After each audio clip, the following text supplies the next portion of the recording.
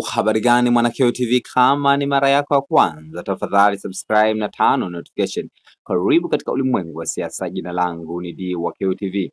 Mwanaharakati maarufu kutoka nchini Tanzania Hilda Newton kupitia mtandao wa Twitter ameamua kuorodhesha baadhi ya watu ambao bado wanashikiliwa na jeshi la polisi kwa makosa kadha wa kadha, lakini kosa lao kubwa ambalo wanashikiliwa katika vituo vya polisi ni hashtag ambayo inatembea kwamba Oktoba tunatoka.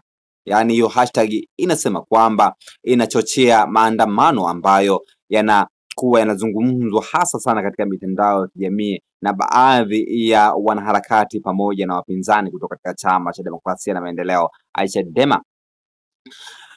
Nataka ninukuu hichi ambacho ameandika Hilda Newton katika mtandao wa Twitter kuhusu baadhi ya watu ambao wameshikiliwa na jeshi la polisi. Ameachia orodha ya watu watatu hapa ambao wanazidi kushikiliwa na jeshi la polisi, na nukuu: mpaka sasa hawa watu watatu wanashikiliwa na jeshi la polisi kinyume cha utaratibu. Moja, Kiduku anashikiliwa Central kwa Mafuele, anaenda wiki sasa, hajafikishwa mahakamani wala kupewa dhamana.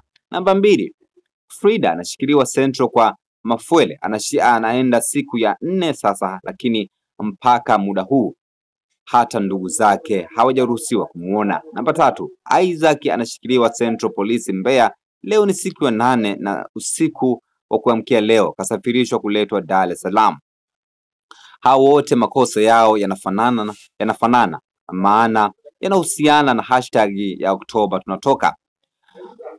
Wapendwa, tusiache kupaza sauti kwa ajili yao, maana hakuna aliye salama. Leo ni wao, nani anajua kesho itakuwa zamu ya nani? Ameandika hayo Hilda Newton katika mtandao wa Twitter. Mwisho kunukuu hichi ambacho ameandika mwanaharakati maarufu kutoka hapa nchini Tanzania Hilda Newton katika mtandao wa Twitter. Ameweka orodha ya watu ambao wanashikiliwa na jeshi la polisi kwa makosa ya kuhamasisha maandamano. Na maoni gani kwa hichi ambacho ameandika mwanaharakati maarufu kutoka nchini Tanzania Hilda Newton katika mtandao wa Twitter? Tafadhali shusha maoni yako katika sehemu ya comment section. Jina langu ni DOK TV. Tuna wakati ujao katika masuala ya kisiasa. Bye bye.